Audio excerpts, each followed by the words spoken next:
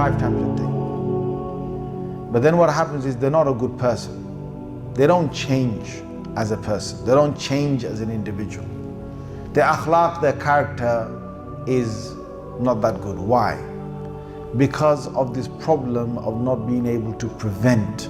If, for example, their tongue, the person is not preventing the tongue from haram, the dhulumat or the darkness that will come into the body. See, sins bring a darkness. Trying to obey Allah Azza wa Jal brings a light. So each time we obey Allah Azza wa Jal in anything, Allah gives us a light. And that light is something that is there, that will appear for us on the Day of Judgment, that we will see on the Day of Judgment. In various hadith, the Prophet ﷺ has talked about light. For example, when you do wudu and you wash your limbs 3 times, Sahih hadith, it says that your forelocks are going to be shining and beaming with light on the Day of Judgment. A person who walks in the darkness to Isha Salah and Fajr Salah, Rasulullah ﷺ has told us, give them good news of complete light on the Day of Judgment. So light is something which again and again has been mentioned in the ahadith for obeying Allah Azza wa Jal. Okay, light is something that is there. But when you disobey Allah, darkness prevails, darkness comes. Okay, darkness comes when you disobey Allah. Dhulumat, for example, Rasulullah sallallahu alaihi wasallam has said, "Al-dhulmu dhulumatun yawm al-qiyamah." Forms of oppression, any forms of oppression, any type of oppression, any type of unfair treatment turns into darkness. It will turn into various forms of darkness on the Day of Judgment. This is a Sahih hadith in Bukhari and Muslim.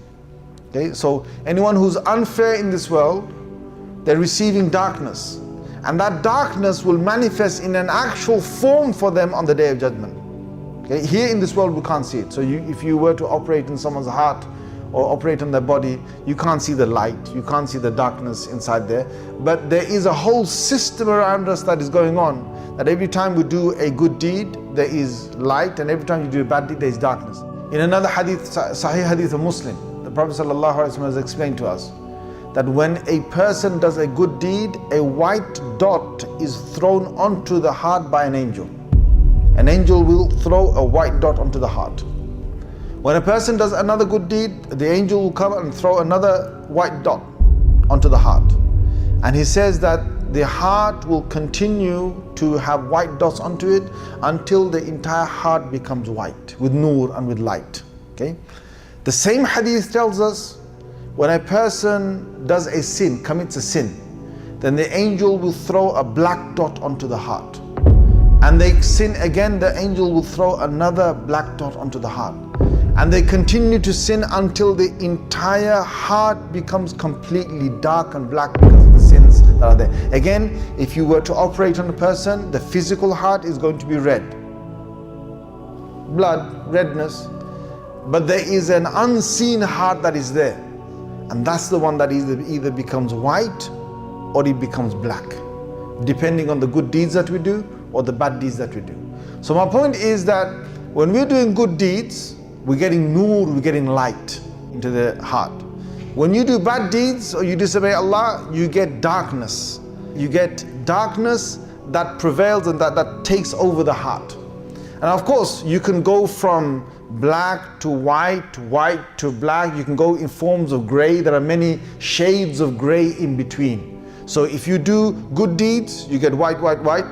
Then you do a few bad deeds, black, black turns slightly grayish. That's how it is. Now, what the point I was saying to you earlier is, a person whose tongue is not careful of what they're saying, and the person is, for example, lying. As soon as you lie, you've got a big black dot on your heart. That's the blackness that has been put onto the heart by the angel. Now, all the good deeds that you did, let's say for example you prayed, you did, you gave sadaqah, whatever, these are good deeds, brought you light to the heart. But when you sin a small sin, you get a small black dot on the heart. But when you have a big sin, then obviously it's going to be a big dot on the heart. And depending on the type of sin, the darkness is going to be something easily removable or is going to be hard to remove. It's going to take a bit of effort to remove. Okay, so let me give you an example. When you eat food, and you finished eating food, to wash your hands straight after with some liquid or soap is easy, right? All the oil and everything comes off, very easily comes off. But when you're painting and it's gloss paint, and a drop of that gloss paint has fallen onto your hand, is that easy to remove? If it dries up, is it easy to remove? No, it's not. It's going to take you a bit of effort to remove that. Major sins are like that gloss paint. They take a bit of effort to remove. Minor sins are like that oil on your hand. It's easy to remove. So there are various ahadith that tell us the next time you start to be obedient to Allah after you've sinned, then your minor sins, they will automatically start washing away. They're like the liquid. As soon as liquid or some soap comes in contact with some oil, it's going to start to wash it away. As soon as you've done a minor sin, and then after that you start to worship Allah Azza wa Jalla, or you start to be good again, do some tasbih, do whatever it is, okay, good act in the religion, then automatically your minor sins start to wash away.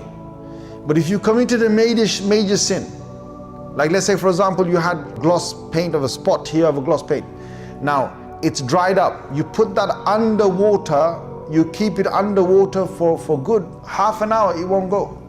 It needs a special cleaning thing for it. It needs one of those white spirits, those liquids that you get, to put it onto that and to wash it away with a special cleaning liquid. The same with a major sin, you have to do tawbah. You have to specifically go to Allah and say, oh Allah, I've really messed up. And to ask Him for forgiveness and ask Him to remove the stain of that from yourself. Then Allah Azza wa Jalla, yes. Just by doing tawbah, just by going to Allah and being serious specifically for that sin. Just like you would go to the store and get the white spirit for your gloss paint that's on your hand, or the Tipex or whatever is on your hand, you have to go and get that specifically and applied, then that will be washed away. The same, whenever you do a major sin, you have to go to Allah Azza wa Jalla and specifically say, I committed this major sin and I'm asking you to please forgive me for this major sin.